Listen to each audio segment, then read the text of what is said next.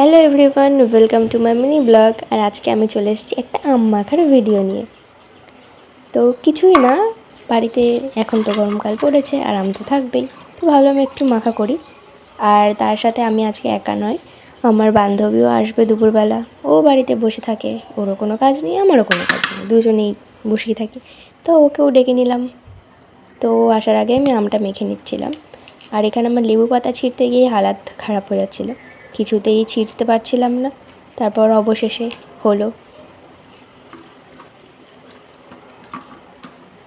কিন্তু আমটা মুখে দেওয়ার পর আমার যা রিয়াকশান, এত পরিমাণে টক।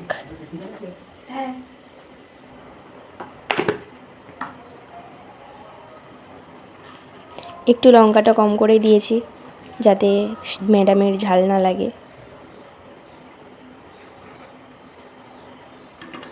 এখানে তো আমার কমপ্লিট, এবার শুধু আসার পালা।